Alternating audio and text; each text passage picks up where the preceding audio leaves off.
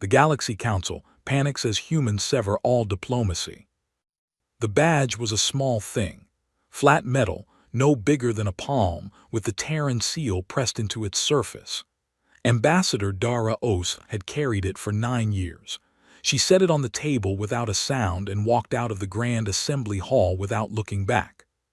Nobody stopped her.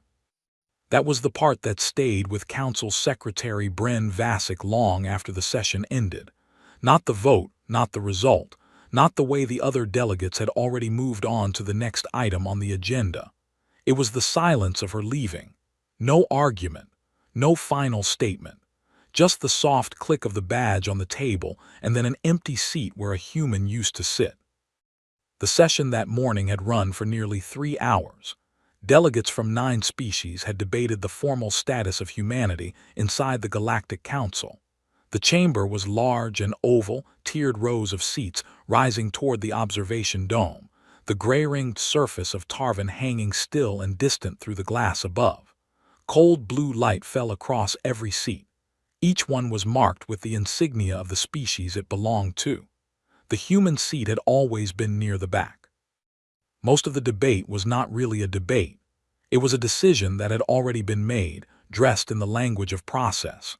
The Pelhari delegate spoke first and longest, using careful words to say a simple thing. Humans were too unpredictable, too young as a species, too prone to acting outside sanctioned channels. They did good work sometimes, he said, but they could not be trusted with the weight of full allied status. Several delegates agreed. One called humans useful in small doses. Another said the reclassification was simply administrative, a matter of accuracy. Humanity had been a member for 40 years, the shortest tenure of any registered species. It was not, the Nari delegate explained gently, a punishment. It was a correction. Dara sat through all of it. She had served as ambassador for 9 years. Before that she had worked in the bureau as an aide, then as a trade liaison, then as a language consultant when the Council's translation matrices kept failing on certain Terran dialects. She had spent more of her adult life in galactic spaces than on Earth. She knew most of the delegates by their habits as much as their names. She knew which ones took long pauses before difficult sentences, and which ones used complexity to hide the fact that they had nothing to say. She listened to the vote being called. She listened to the result. 7-2. Reclassification approved. Humanity was now an observed species, stripped of voting rights and trade protections, reduced to the status of something the Council watched rather than worked with. She stood up. She walked to the center table. She placed the badge down. She left. In the corridor outside the chamber, she pulled out a small comm device. She sent one message to a single address in Cape Coast, 3 words and a period at the end. Pull everyone, all of them. Then she walked to the docking ring, boarded the Terran shuttle that had been waiting since morning, and left the station. Bren Vasic watched the shuttle detach from the ring. He was standing at his station near the chamber entrance, which was where he always stood during sessions, close enough to the door to manage the flow of delegates without being part of the conversation inside. He had processed thousands of sessions. He had a good sense for which ones mattered and which ones would be forgotten by the next rotation. This one felt different. He could not have said exactly why. The vote had gone smoothly. The chamber had moved on. The Pelhari delegate was already speaking again on the next agenda item. Everything was running as it was supposed to run. But the badge was still on the table.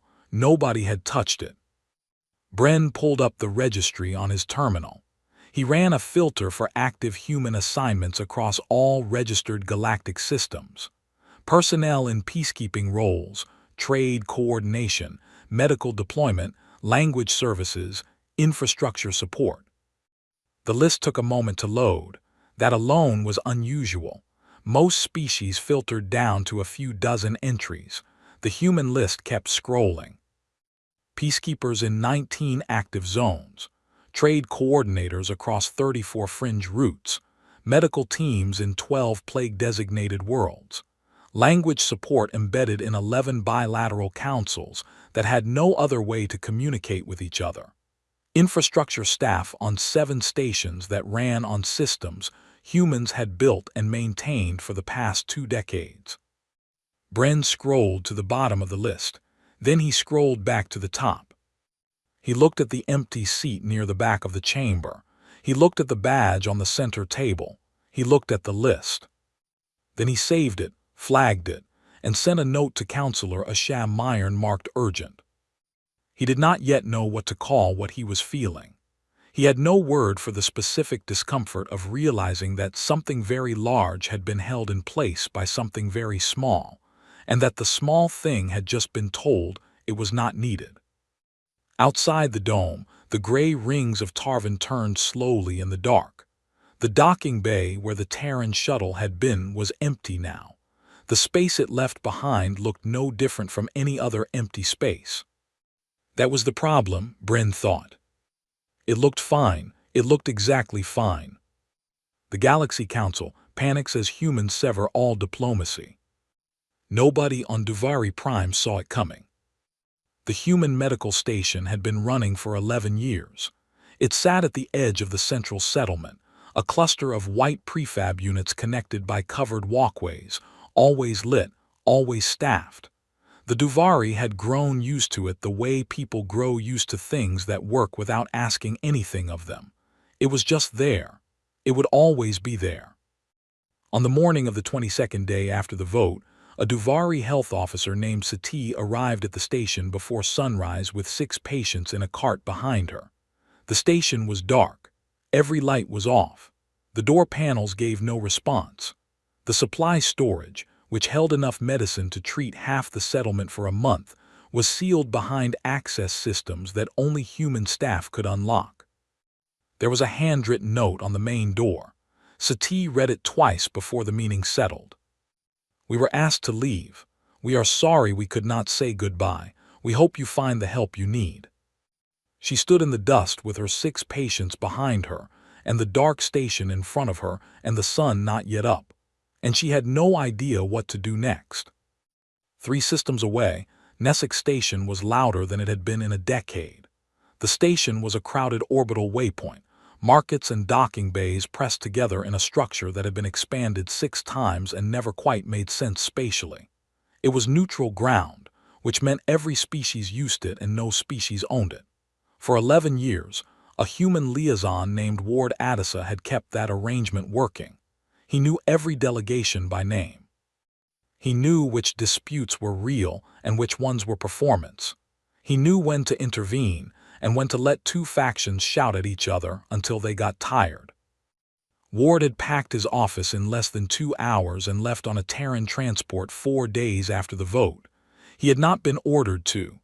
The message from Cape Coast had simply said, "Come home." He had gone. The Yawn and Pelhari trade delegations noticed his absence on the 2nd day. By the 5th day, they had stopped speaking to each other entirely. By the end of the 2nd week, both had filed formal complaints with the Galactic Council claiming the other had violated the Nessick Compact. The compact had held for 9 years. Ward had been the one making sure both sides remembered what they had agreed to. The Council received the Pelhari complaint at the start of the 3rd week. Then, the Yawn complaint. Then 12 more from other parties across 6 systems, all citing disruptions that had not existed before the vote, all arriving within the same rotation period.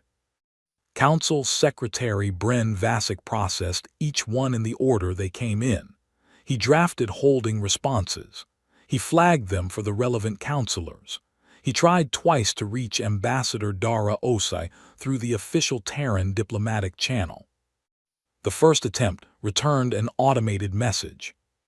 "This diplomatic line has been decommissioned. For inquiries, please contact the Terran Reclassification Office." He searched for the Terran Reclassification Office. It had a registration number and a mailing address in Cape Coast. No listed staff. No active comm channel. The registration had been filed on the same day the vote passed. He tried the 2nd time anyway. Same response. In her office on the far side of the station, Counselor HFY Myron of the Veloci was building a list of her own. She was tall, with blue-gray skin and four-fingered hands, and she worked quietly in a way that made it easy for people to forget she was paying attention. She had voted against the reclassification. So had one other counselor. They had been outvoted and ignored and treated as though their concern was a minority position that would not be remembered. She had been keeping her own records since the day after the vote. Every system that reported instability went onto her document, every disrupted trade route, every conflict that flared without a human liaison to manage it, every medical complaint from a world that had depended on human staff. She cross-referenced each one against Bren's registry of former human assignments. The overlap was almost complete. She sent copies to 3 counselors she trusted, with a single line, "Read this before the next session." Then she stood at her viewport and watched a freighter try to navigate the docking approach without the automated guidance systems that human engineers had maintained for years. The freighter misjudged the angle and clipped the outer ring. The collision alarm sounded for 30 seconds and then went quiet. Minor damage. The 3rd incident that week. She added it to the list. Bren reached her by comm an hour later. He did not waste time. He asked if she thought they needed a closed emergency session. She said yes. She had been waiting for him to ask. She told him she would prepare the full audit herself. She wanted every number in the room before anyone was allowed to pretend this was manageable. Bren agreed. He scheduled the session for the following morning and then sat at his terminal for a long time, looking at a list that kept being longer than it had any right to be. From a species the Council had just decided was not important enough to keep. The Galaxy Council panics as humans sever all diplomacy.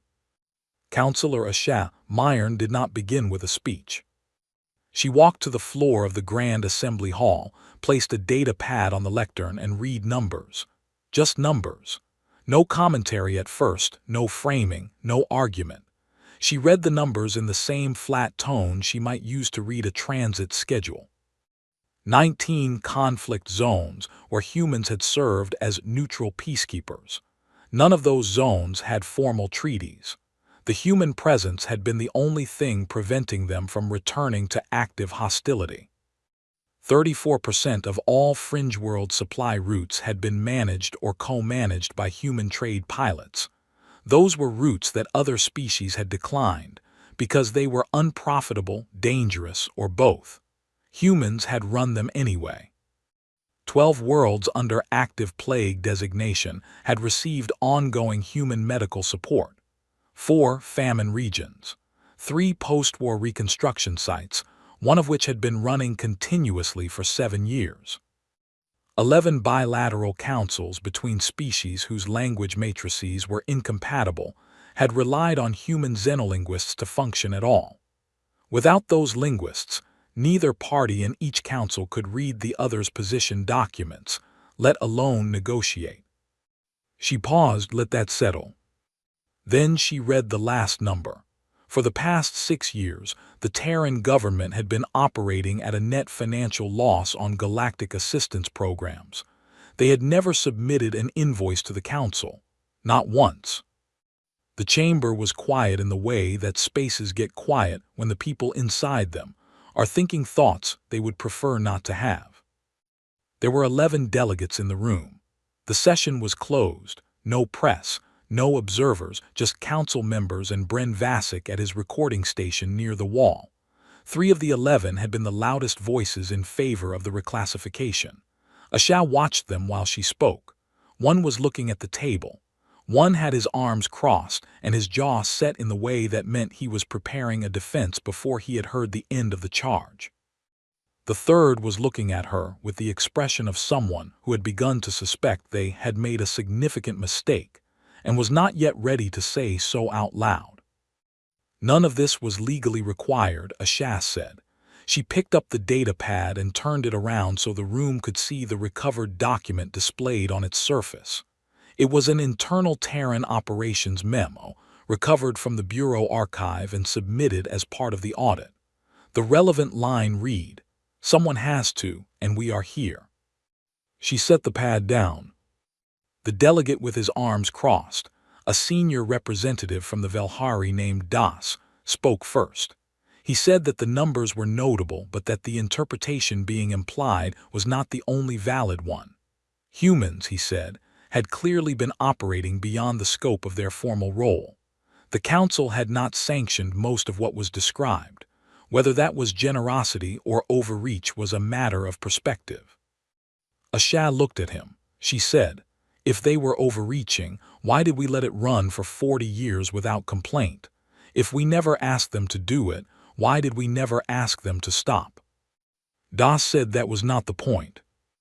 Asha said it was exactly the point. A younger delegate from the Nari, who had said very little across the whole session, raised her hand and asked a quiet question.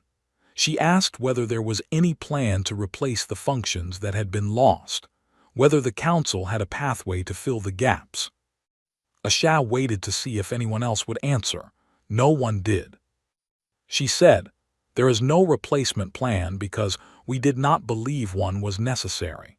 We believed the galaxy was self-sustaining because we had never had to see what sustained it." Another silence, longer this time. The Nari delegate asked the second question more carefully, as if testing whether the room was ready to hear it. She asked whether it was possible to simply request that humans return, whether an apology and a formal restoration of status would be sufficient. Das made a sound that was not quite a laugh. He said the council did not make apologies to observed species. Asha turned to him slowly. She said, "That is the first honest thing anyone has said in this room today. We reclassified them. We changed what they are to us. And now you are surprised they are not acting the way they did before we did that." She picked up the data pad and powered it off. She said, "I genuinely do not know if they will come back." She looked at the room, all of it, every face. "But I think we have to ask. And whoever goes cannot go as a superior requesting a service. They must go as someone who understands what was taken from them and does not intend to waste the conversation." The session ended without a formal resolution. Delegates moved toward the exits in clusters of 2 and 3, speaking in low voices. Bren Vasic stayed at his station and finished his notes and then sat for a moment looking at the center table. Dara Osai's credentials badge was still there. No one had touched it. He had noticed it at the start of the session and left it. He left it again now. He was not sure why. It felt wrong to move it. It felt like it was still saying something. The Galaxy Council panics as humans sever all diplomacy. The shuttle landed on a civilian pad. No military markings, no council escort. Counselor Asham Myron had insisted on that. She had also left her formal robes on the station and wore instead a plain travel coat that a Veloci trade representative might wear passing through a neutral port. It was a small choice, but she felt it was the right one. She stepped out into Cape Coast air and stopped. The warmth was the first thing. The council station was always climate-controlled, always the same temperate neutral that suited no species entirely and offended none of them. This was different. The air was heavy, thick with the smell of salt and something green underneath it. The light came from a yellow star and fell at an angle that made everything slightly gold. Somewhere nearby, something she could not identify was making a rhythmic sound against the ground. Her 2 aides stepped out behind her. One of them asked very quietly what that sound was. She said she thought it was water on rocks. The bureau was a 10-minute walk from the landing pad. She had chosen to walk. She wanted to see the city without glass between her and it. Cape Coast moved in a way she had not expected from the briefings. It was loud in the way that living things are loud, not the structured noise of a station where every sound has a function, but sound that overlapped and interrupted and wove around itself. Voices, machines, something like music from an upper window, a child's argument somewhere out of sight, the distant crash and pull of the ocean.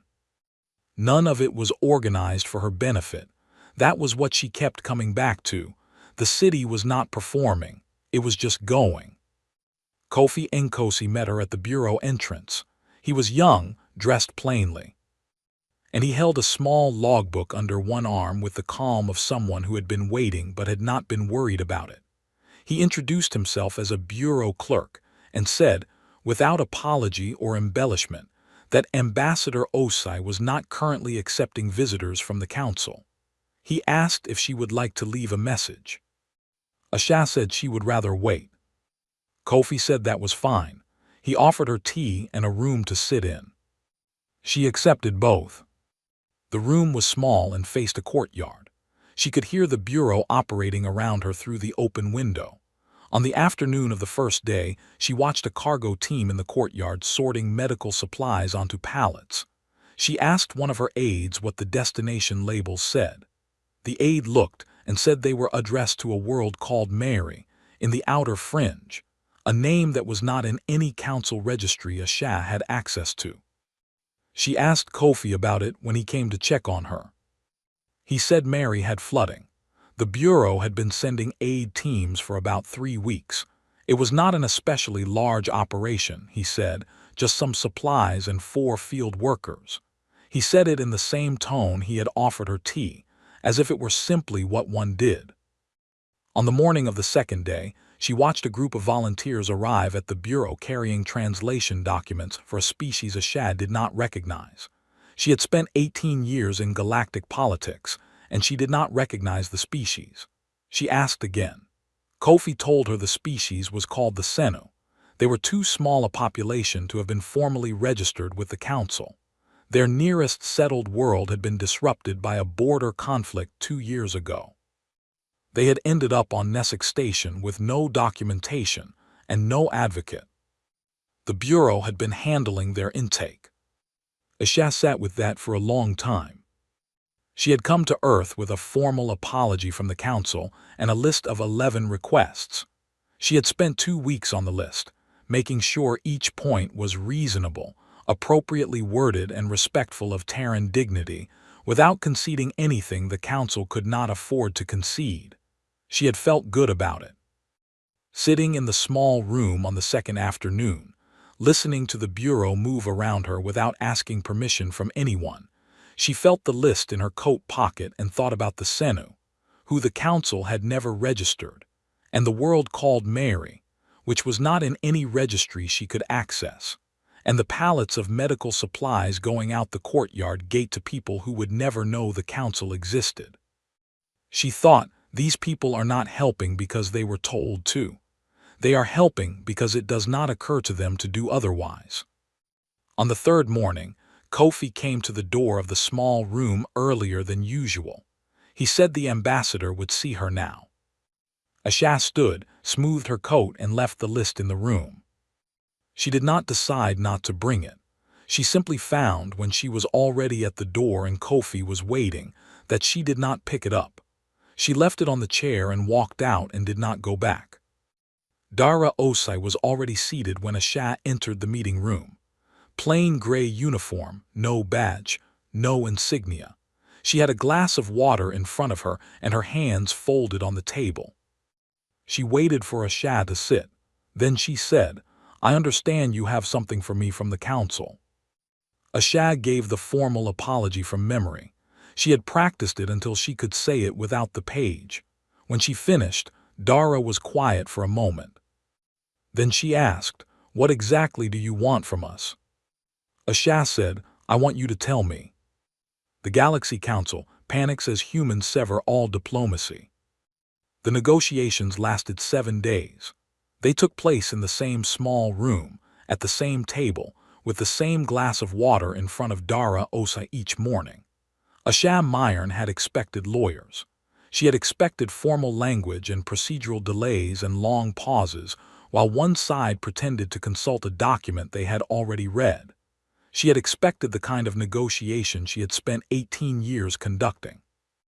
Instead, Dara showed up each day with 2 advisors, a pen, and the same direct way of speaking she had used in the first meeting. She did not perform. She did not posture. She said what she meant in the first sentence and waited to see how Asha would respond. The first term came on the second day. Dara said, "Human involvement in galactic operations will be voluntary. No framework, no accord, no treaty can compel it. If the Council tries to write compulsion into the agreement, we walk away now and save everyone the weak." Asha said, "Agreed." Dara looked at her for a moment, as if checking whether that had been too easy. Then she wrote something on the page in front of her and moved on. The second term came on the third day, during a conversation that had started as a discussion about peacekeeping zones. Dara said that humans would return to conflict mediation, but they would choose their engagements. If a party to a negotiation refused to act in good faith for more than a defined period, human mediators reserved the right to leave. Not to be recalled by the Council, not to be replaced, to simply leave and let the parties sit with the consequences of their own refusal. One of her advisors, a quiet man named Rowe who had said almost nothing across the first 2 days, added, "We have watched human mediators stay in failed negotiations for years because leaving felt wrong.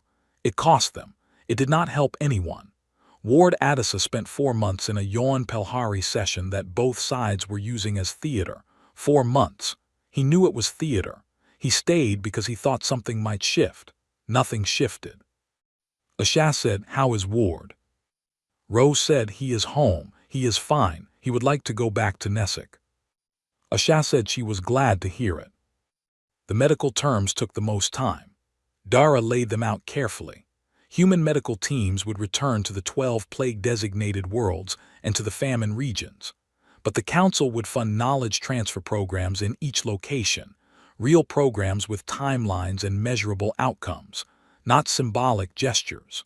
The goal was that within 10 years, every world that had relied on human medical staff would have trained enough of its own practitioners to function without outside support. Asha asked what would happen if a world did not reach that goal. Dara said, "Then we continue until they do, but they have to be trying. We will not be a permanent replacement for something a species could build themselves if they chose to. We will help people get to their feet. We will not carry them indefinitely." Asha thought about Duvari Prime. She thought about Sati standing in the dust outside the dark station with 6 patients behind her. She said, "That is fair." The fringe world term came on the 5th day, and it was the one that took the most explaining.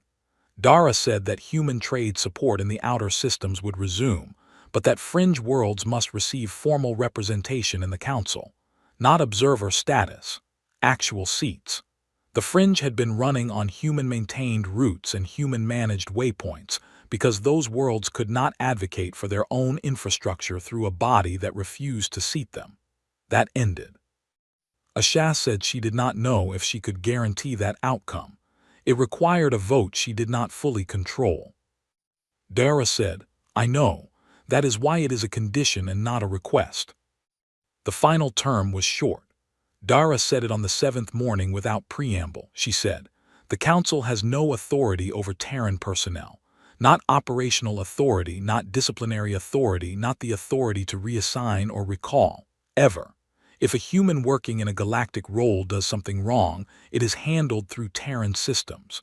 If the Council disagrees with how it is handled, they may say so. That is the limit of their role." One of Asha's aides started to speak. Asha raised one hand. The aide stopped.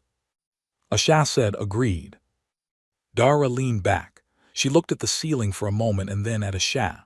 She said, "I want to be clear about something. We are not angry. The Council hurt us, but anger is not the word. The word is tired. We have been treated like a tool that the galaxy picks up when it needs something and puts back in a drawer when it does not. That ends. Not because we are demanding recognition, because it was never a sustainable arrangement and you have now seen what it looks like when it stops." She looked at Asha steadily. She said, "We will come back, but we will come back as equals or we will not come back at all. That is not a threat. It is just what is true." Asha sat with that for a moment.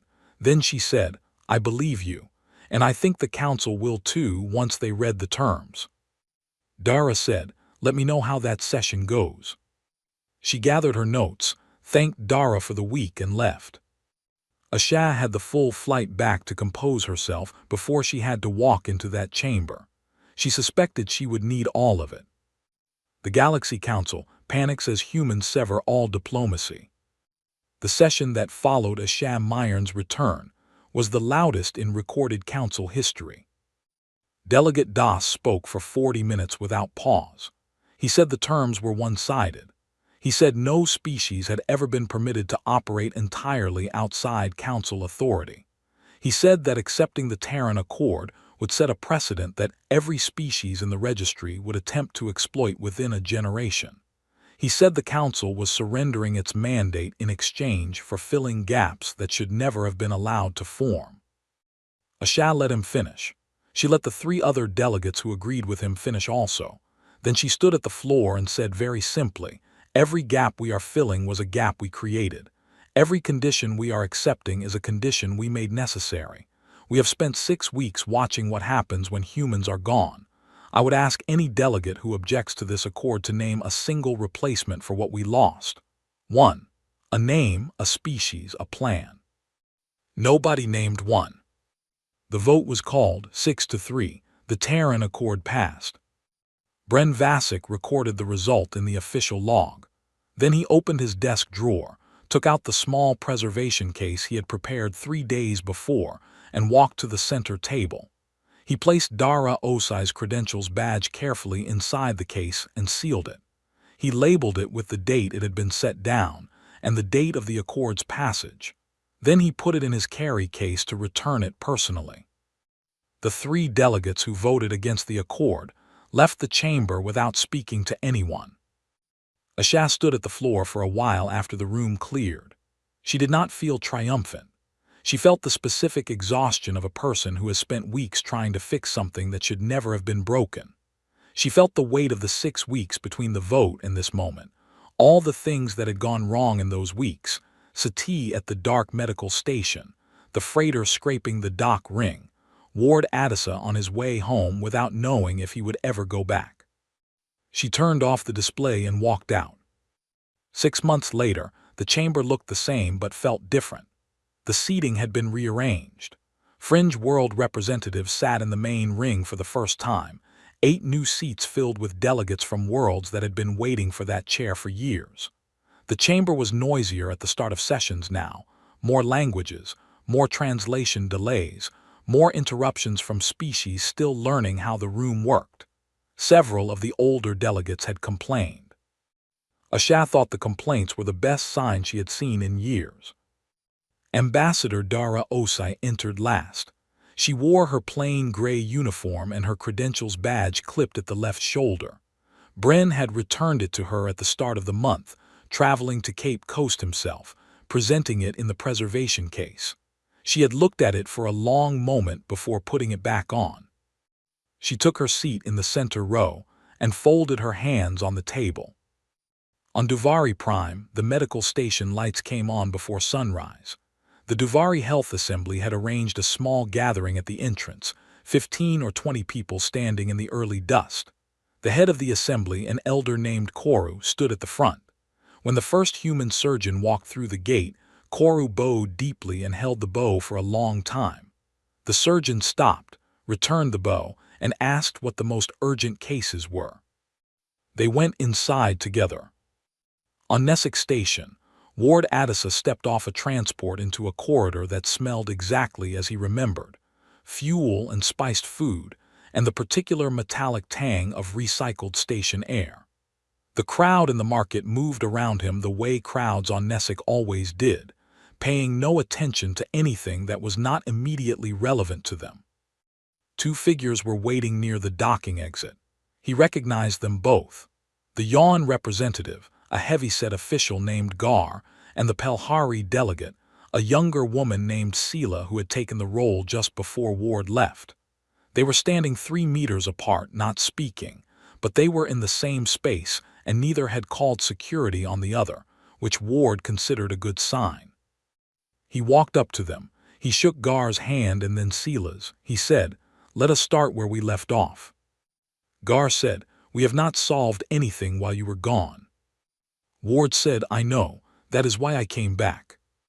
In the Grand Assembly Hall, the first vote under the new framework was called. A measure to fund a translation matrix program that would connect 6 species whose language systems had never been made compatible. The project had been sitting in a draft file for 2 years because no one had wanted to take the budget question to the floor. Dara Osai cast the Terran vote in favor. It passed unanimously. Asha watched from her seat. She thought about the session 6 months ago, the one where the badge had been placed on the table and no one had known what it meant. She thought about how close it had all come to being permanent, a different kind of permanent than anyone had intended when they raised their hand for the vote.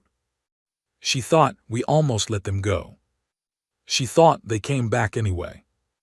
Not because they were asked, not because they were grateful for the invitation, because there was work to do and they had never needed the council's permission to believe that work mattered. They had just needed the council to finally admit that it mattered too.